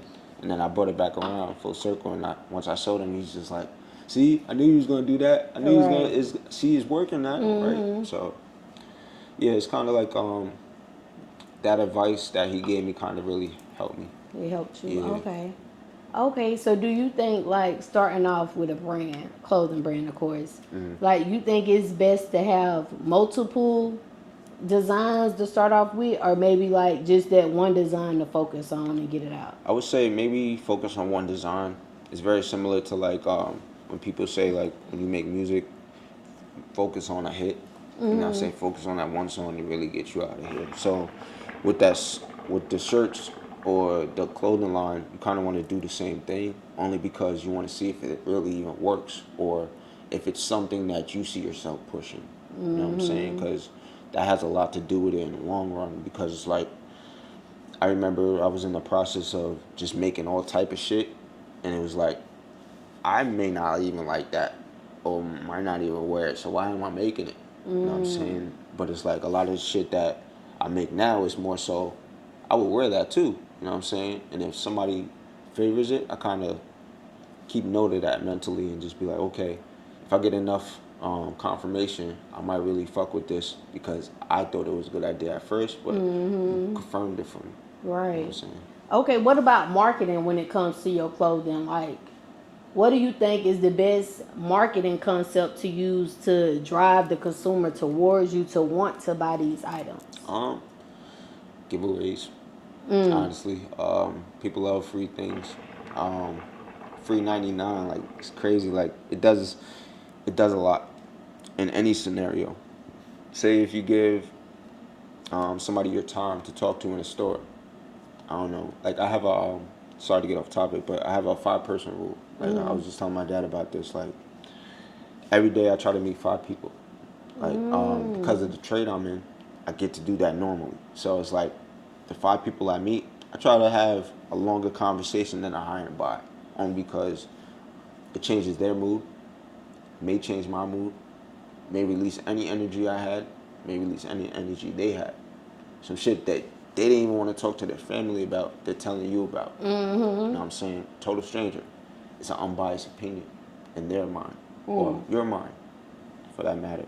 So it's like living off of that made me speak more, made me feel comfortable using my voice, made me not be scared to say shit, especially when it came to like people that you would normally do that to, like loved ones and shit like that. You won't say things that may hurt their feelings because you don't want to hurt their feelings, but as you get older, you realize that sometimes you gotta say shit because they didn't even think about it. Right. It's just that. So, yeah, just live off that. Yeah. Okay. Do you come up with your own designs, or you have a freelancer? Or? I've just been coming up with my own designs, kind of basically off the mood I feel, and um, and kind of what I got in front of me. So I kind of like to not use the scraps, but I kind of like to see what I have. Okay. So when the cousins go on your website, because they going on the website when they see this video, like, what's the price range they looking at to spending when it comes to your items? So say if you want a shirt, it's probably anywhere from $15 to $30 max Oh, on you a regular reasonable. shirt. Okay. Yeah, because it's like when I grew up, I would buy shirts for $10, $15. So it's like, why should I feel like I gotta tax you? You want the same shit I want. I'm Right. making the shit that you want. So here, that's how I feel normally. So it's like Yeah. I just move that way. Yeah. So for shirts and shit, it's like 20 to 30 max. For like a hoodie set, maybe 60, 70, depending Okay. on which hoodie set that Okay, is. that's like $30, $35 for each Yeah, piece. for each Okay. piece. Because each one has something different on it. Literally, like I used to try to play off of the word different and try to make every piece different for everybody. But that kind of got tricky because so many people want the red shirt that looked like the shirt Homeboy had. Like, Right. so it's like I had to kind of narrow it down more. And that goes back to what you saying, like, stick to that one Yeah, thing. stick to that one thing because I didn't know that at first. Making so many different things, I kind of messed myself up because like now I gotta make all these things because 5 people over here want it, 2 people over here want it. Ooh, so let's was- talk about this. My What's bad. up? Because Nah, I you got a good. homegirl. So I'm asking this question for you, Q. So look, I got a homegirl and she's a creative person. Her business is Q3 Designs and things. Shout out to them. They make this Okay. shirt for us. Fire. They like do all of our branding and stuff. Okay. You Does know she what I'm happen saying? to do that? No, she ain't do Okay. this. She do the shirt. She Someone said- else do that, and then I Okay. got someone else that do this. Fire. But the question I want to ask on behalf of my homegirl, like, when it comes to like, let's say they ain't going on the website, but they just seen some work that you want to do that they want you to do for them. Like, what's your thoughts as far as charging deposits? Because some of the complaints that I hear from her is like, these people, I ain't charged them no deposit. I made this shirt. They're not satisfied with the design. Now I gotta go do this over again. I think that's crucial, especially when you're doing something for somebody. You're taking your time out. You're using your efforts. You know what I'm saying? You're putting aside whatever you got going on for that. You know what I'm saying? So in that, you gotta be kind of mindful of that. Especially if you're paying for something like. But deposits are very important only because you don't want to be in that situation to where you made 20 of these, you spent your own money out of that you wasn't really trying to spend because you was thinking you're guaranteed on something. Right. You know what I'm saying? So it's like that deposit kind of secure the deal more. Like they gonna shop with you because they already done spent. yeah. Ain't no In a back. way, it's not 100% because there've been times where I made something for somebody that dropped the deposit. They didn't even want to pay the rest for the rest of the stuff. It was just like keep the deposit. Yeah, it was like they didn't even want to pick it because they didn't even want to pick it up. It was just more of a hassle for them to meet up with me or whatever. I'm willing to ship it and stuff. It was whatever, but it was more so like I guess they just didn't want it no more. Right. But my thing is like what I always tell her, like when you look at Amazon or any of these websites that we shop with, and they be like, do it like you can customize this or that. They don't be. You kind of gotta pay for the full price, and if you don't like what they giving you, then you can request a refund. You know what I'm saying? I personally, let me think. I don't think I really looked at that. Can you explain that again one more time? Okay. No, because it's like I feel like I've for been in that example, position, but like okay, when it comes to small business owners or personal business owner, they know you a business owner, right? Okay. They like, okay, you like, I'm about to charge this deposit. Now they complaining about the deposit or whatever because they like, or they ain't even complaining. They like, you could just keep that deposit, but I don't want to move forward. But then when it comes to like you shopping on Amazon and they like customize this item, you're not paying them a deposit. You're paying them the full amount. Yeah, but that's because they're a bigger company. I feel like, or a bigger, they have a bigger name. Right. You know what I'm saying? Because it's like, yeah, you can pay for quality, but sometimes you also pay for popularity. Like, for a long time, I was laughing at the little blue check shit people be having on like IG and shit. Like, I don't mean to hurt no feelings, but it's like some people do pay for that. You know what I'm saying? Now they make you pay for that shit.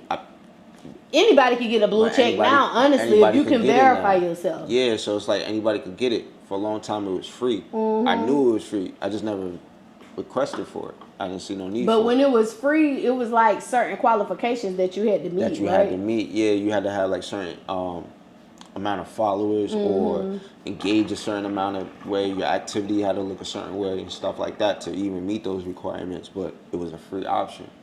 If you was working hard enough, you probably would have had that. You know what I'm saying? But it's like now people are able to pay for it. So it kind of, I feel like it may stump them later only because it's like, why do you have that blue check?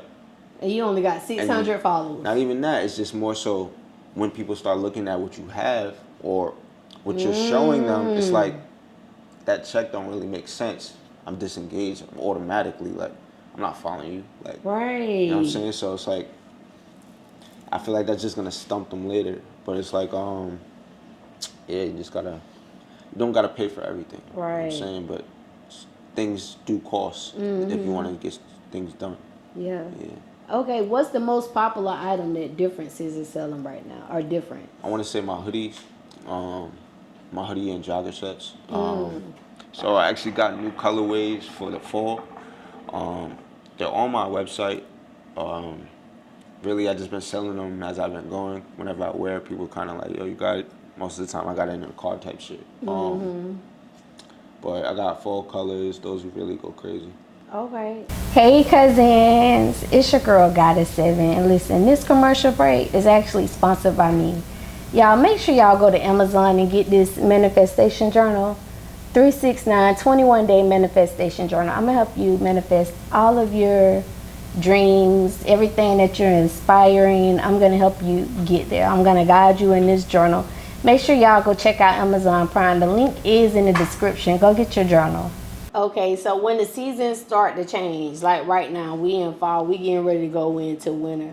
So are you like when we go to the mall, let's say we finna go into winter, but now it's fall. So the fall and summer stuff about to go on sale. Is that something that the cousins can expect when it comes to like different? Oh yeah, like season sales and stuff like that. Yeah, definitely. Usually I have like 20% off. People that go on the website usually put their email. I have like a mailing list and stuff that sends them coupons and stuff like that. Not on daily. I think it's set monthly. I could be wrong. I gotta look at it, but yeah. Okay. So it sends them like coupons and shit. Depending on how much they shop, it goes off of the activity. Yeah. We gonna get some more stuff from you because my husband love hats. He gave us some shirts tonight, y'all. So y'all definitely gonna see them shirts. But yeah, we gonna get some more stuff from you, especially the hats, cause he love Appreciate it. hats. Appreciate it. Yeah. Okay. So when it comes to keeping up with inventory, because of course that's something you got to do when it comes to like having your own brand. Like, what's some tips you can give the cousins when it comes to that, keeping up, managing your inventory? Um, Shit, be organized. Have Don't be afraid to use labels. I use a lot of labels because it's like I think I may have something in one box, and it don't be that. I start digging, and then I got a whole bunch of unfolded shit that I thought was something, and I was just unorganized. Or have some sort of storage to put all your inventory. You know what I'm saying? Make sure it's in a safe spot. You know what I'm saying? That you ain't gotta really worry about it until you need it. Right. Do you use any software like to keep up with your inventory, or you just kind of do it manually right now? So I kind of have my website set for. It don't show how many I have. It's kind of whenever you order, then it takes you to a separate window to tell you kind of how much I have. If I don't have it, it sends me a notification that I have to do something today. Like, Right. You know what I'm saying? And I go Okay. from there. When it comes to using like different platforms to start your website off with, like, what do you think is, like, in your experience, the best website platform to go with for selling clothes? I only used one. The only one I ever used was Shopify. I know there's like Square. I don't even know if Squarespace does it. I don't know. But why you like Shopify? It was honestly the first thing I seen that popped up. After I did my little research on it and stuff, it looked like it was um, very easy to kind of navigate. It reminded me kind of of MySpace, especially when it. This the second time you done broke up MySpace, Yeah, cousin. I know, because a lot of things it's crazy to say. Like a lot of things were ahead of its time. You know what I'm saying? Like I just think about ACs, for example. What's ACs? Like the air conditioner. Oh, Like, okay. you know how long they've been around? Just think about their purpose over this whole time. They're still working. There's certain systems that are older than me, but that's just me talking about like my work. But it's it's a real thing. Like there's shit older Right. than us that been functioning. So it's like sometimes tapping into that ain't so bad. Okay, have you done any like drop shipping? What's your thoughts on drop shipping? So drop shipping is fine. I think drop shipping should be very. It should be pushed more. Like a lot of people should use it more. I use it here and there. I don't use it all the time. But I want to use it more frequently because I think it makes it easier for me. Because like they just put in their orders and then the company And then the already company set up just to drops make it. it. Yeah, literally like.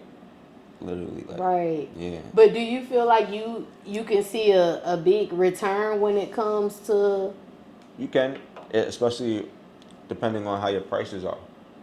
Like like for how much you sell your merch. You know what I'm saying? That has a lot to do with, because like for example, my stuff doesn't really have a lot on it. Like I purposely don't like putting a lot on it because when I normally wear a regular shirt I buy, it usually has one big ass thing that has a lot of colors or whatever, or it's something simple as fuck. You know what I'm saying? So if somebody's making something simple as fuck, it may not be as costly as something that has a lot on it. So the price may vary because of that. So be mindful of shit like that, like because that could go a If long it's way. simple but still catch the eye, you gonna reap the benefits more. Yeah, so I feel like personally, my experience with dropshipping, I feel like it's a no brainer.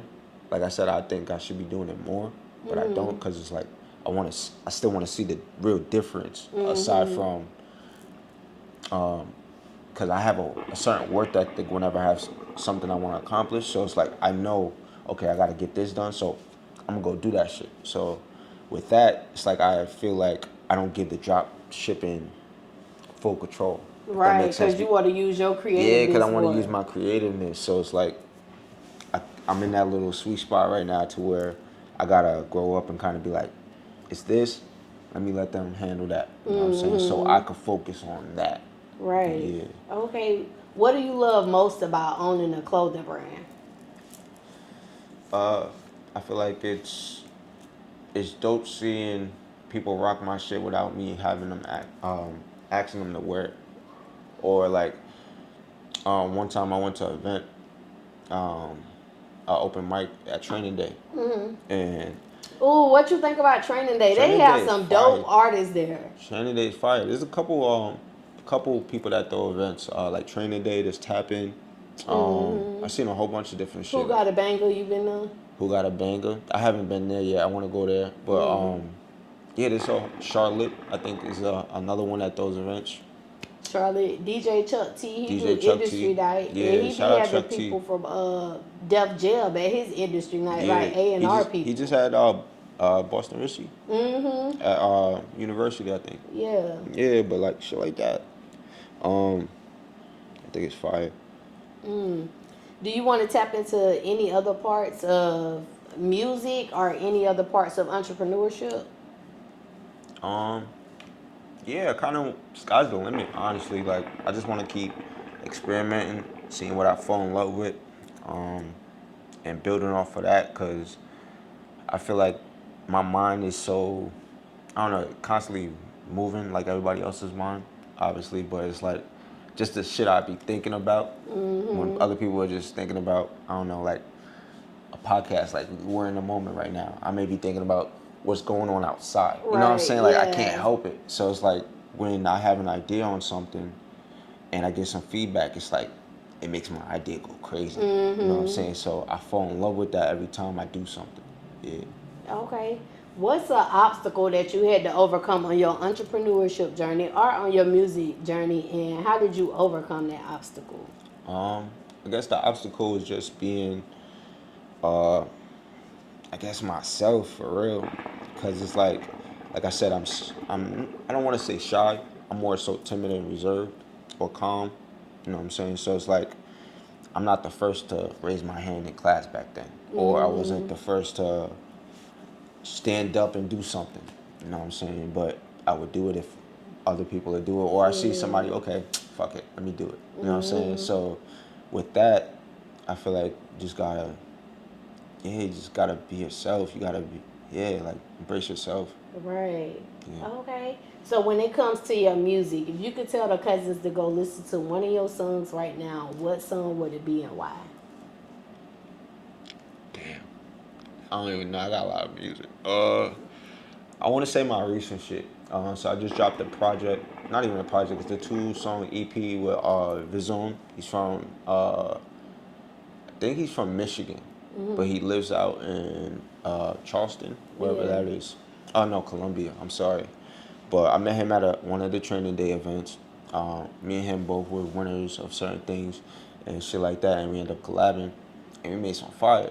He's more in the like pop culture and shit like that. Okay. So it's like I jumped on 2 songs in that world or that space, and it was like when I played it for people that I normally play shit for when I first make things, they were like, bro, like, why ain't you been do this shit? You know what I'm saying? Like, a couple of them mentioned it before, so it was like to see their reactions on it was like, I gotta try other shit. Okay. Was that the project you just dropped with like 4 different songs on there? No, that's actually something different. So the project I just dropped, that was a solo project. That was 4 songs called Reflections. All that was kind of at the crib, in-house type shit. But the project I'm talking about is called South Side by North Side. Oh, okay. And it's 2 songs called Outcast and Check. Yeah, you could type in G-Cluez or Vizone, Vizonne, or G-Cluez, and that'll pop up. Okay. So with Reflections, like what was your inspiration behind dropping that? So similar to like we were kind of hinting out earlier with the affirmations of like when I gotta prep myself for shit. I feel like it's funny because I was talking about this earlier. I felt like when I was looking in the mirror, I didn't understand exactly what I was looking at. You know what I'm saying? Like, yes, I knew I grew up, got a little more facial hair. My hair is different. I used to have waves. You know what I'm saying? Like, I never grew my hair. You know what I'm saying? Like, so a lot of things changed, especially in the last 5 years after my mom What passed. made you want to grow your hair?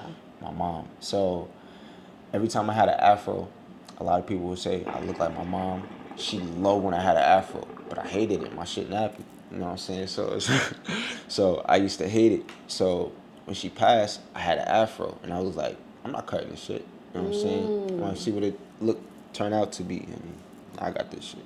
Do you feel like, and I know we was talking about this kind of off subject, but speaking of growing hair, do you feel like you see the world differently since you started growing your hair? Because they say the hair is like the ethers that connect us. I ain't gonna lie to you. Like, I hear that often, but I do feel it. I do feel it. Like, because like I said, I always had a different view of things, and I always embrace my view of shit, especially when it came to like little debates, like with your friends. I love moments like that. Like, we all smoking and shit, and somebody say some dumb shit, and now you gotta go against that. I love those. Like, yeah. So with that, it's like you just gotta. I don't know. I keep saying it multiple times. You just gotta embrace those. Like, I like embracing the moment and certain things. So, and see what it comes out to be. Right. Okay. So 2025, right here, is knocking on the door. How many months we got left, BJ? 3 months? 2 months before 2025. We almost here. And when this video drop, actually, 2025 gonna be like right there. You know what I'm saying? So what can the cousins expect from you 2025? Shit, my best ever. Like, I feel like I made so many songs or so many different things or creations, so to speak, that I feel like whatever I make next is just better than that shit. Like, only because I know better shit. Yes. Okay. I know that I'm on a different timing. I know that the times that we are different. I know that the things that we consume are different. So I'm moving off that. Yeah. Yeah.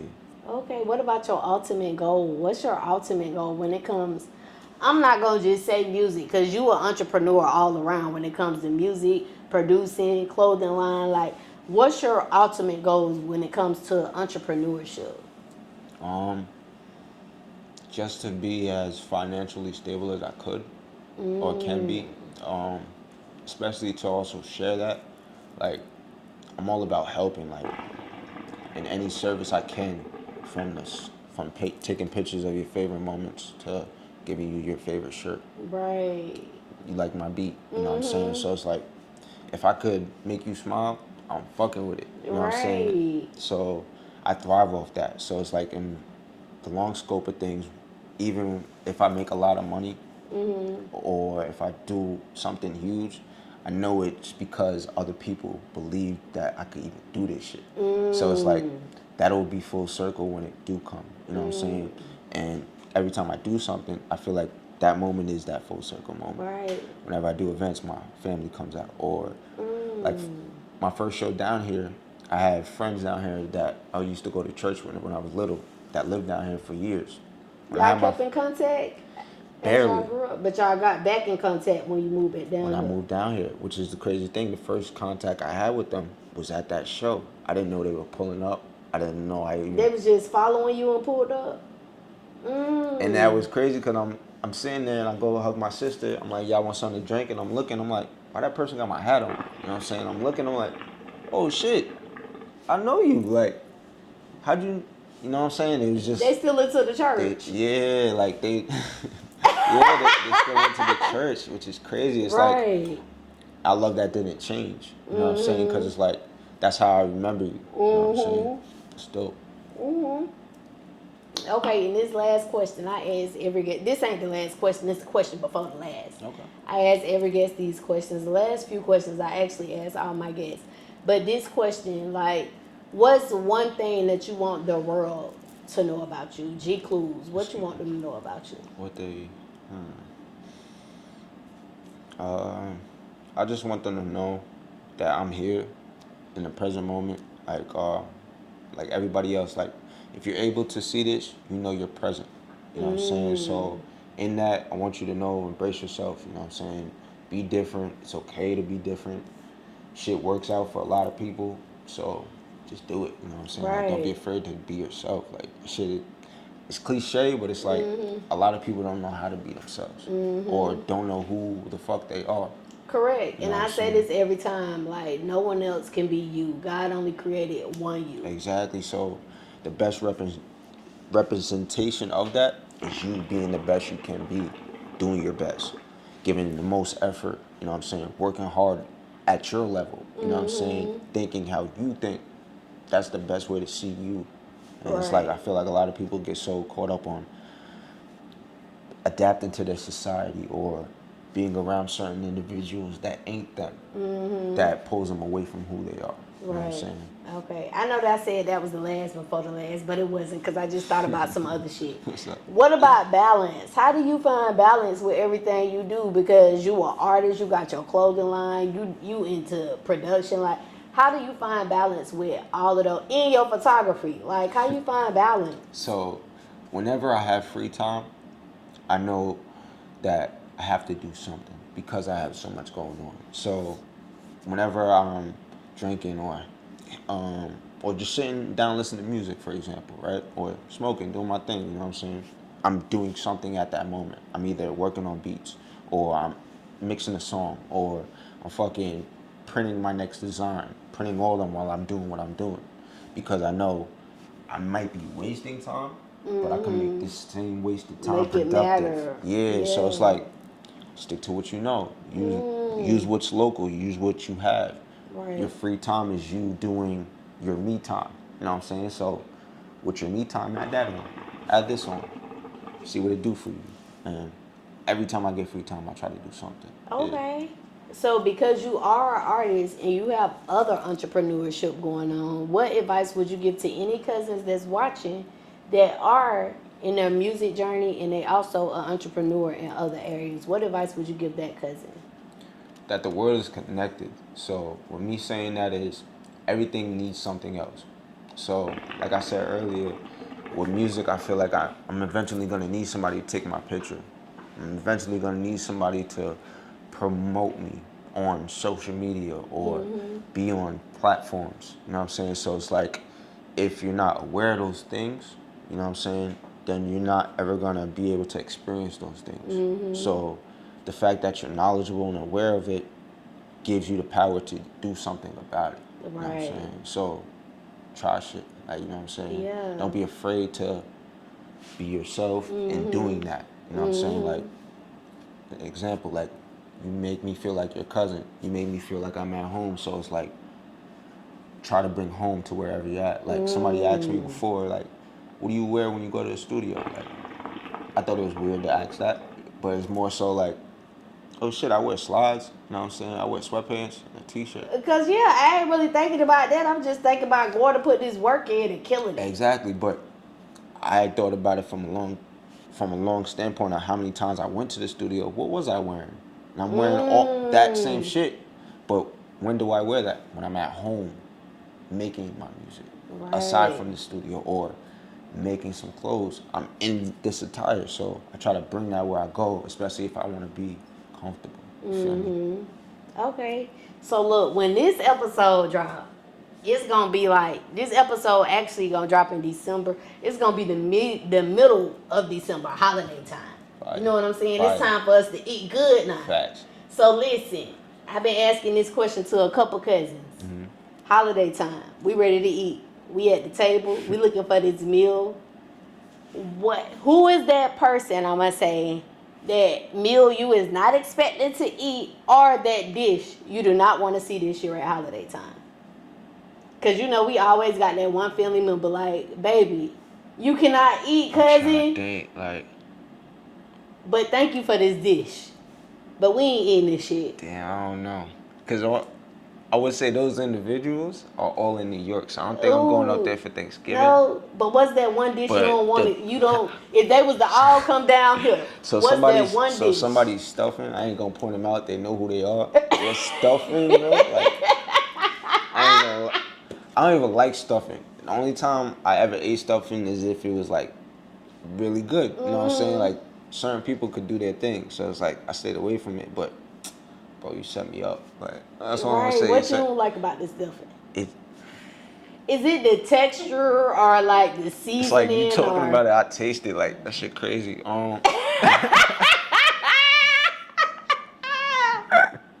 Well, what's the taste you looking like, for when it comes to your stuffing? Let's do that. Shit, it gotta have some sort of moisture to it, a little bit, like something. Not none of that dry shit. A little moisture. Okay. You like a little celery and eggs in your stuffing?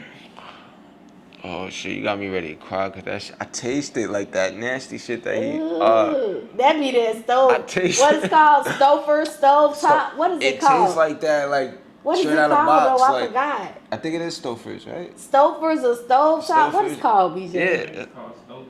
I think it is called Stouffer's, Stouffer's. yeah, that be that one. You see, look, cousin, whoever was making that stuff, you gotta go get that Pepper Ridge Yeah. Farm. Oh my god. Mix that shit up with some cornbread and some goddamn chicken broth and some onions, some vegetables, some seasoning. I don't eat that shit no more, but when I used to, yeah, we need that type of taste. We ain't, that Stouffer's for them clear folks. Like, Yeah, them clear folks. ain't no crazy. flavor in Nah, that fact, shit. Fact, straight out the box. Like, you know how they don't season nothing, they come pre-seasoned. Yeah, salt and pepper. That's what all that you shit tastes get. like a box. We like. ain't got no seasoned salt. We ain't got none of that shit. Salt and pepper. Okay. You ever accidentally eat like cardboard on just biting something? Ooh, it tastes like accidental cardboard. Yeah, just tastes like box. Like, just, I don't, yeah. Right. Okay. I think they might get that shit right this year, G-Cluez. And when they see that, they're gonna be like, fuck that. I ain't getting that Stouffer's this year. I'm gonna make that nigga know this shit really good. Me with that They shit. traumatize you. Yeah, like I feel like my eyes are turning red and shit. What's your favorite holiday meal? For a long time it was ham. I kind of stopped eating ham. I fell in love with turkey for real, like deep fried turkey. Ooh, that shit tastes like chicken. But what about that ham though? You like it with like the pineapples and the brown sugar maple glaze? I used to. Yeah. Pineapple. Oh, with some pineapple and some glaze. Yeah. But like I said, I kind of stayed away. No pork on your fork? Yeah. It's not even on purpose. It's weird. It's like I just stopped eating it over time. Did it happen when you grew your hair? I never even thought about that. That's facts. Yeah, cause See, they say them ethers keep us connected now. I don't even eat bacon like that for real. Like, remember I was talking about the pizza? Yeah. Like, I haven't had bacon pizza in mad long. It's been all the regular cheese. Right, but back to that fried turkey, that shit be tasting like chicken. Right. That's actually the only kind of turkey that, when I was eating meat, that's the only kind of, I never really liked the oven turkey, except for like the next day my mama like, y'all better go make some sandwiches and shit, so now I gotta eat a turkey sandwich. I used to hate that, like, having to go back. Yeah. It's like, bro, nobody told you to cook all this shit. They done made 1,000 meals out of Thanksgiving dinner. Facts. But that fried turkey, that shit tastes like chicken. I used to love that shit. Okay. Before we get out of here, G-Cluez, let the cousins know where they can find you at. Shit, on anything, like all digital platforms, all social media. It's G-Cluez, GCLUEZ_. Like I said, it's on everything that way. Honestly, just Google G-Cluez and you'll find everything you need. What about your website when they ready to go get them clothes? So you can honestly just type in different in Google and just use the exclamation as an I. Okay. And y'all already know who I am. It's your girl, Goddess7, and you can find me right here every week. Until next time, cousins. Bye. Good, man. It's G-Cluez from Long Island, New York, down in Charlotte.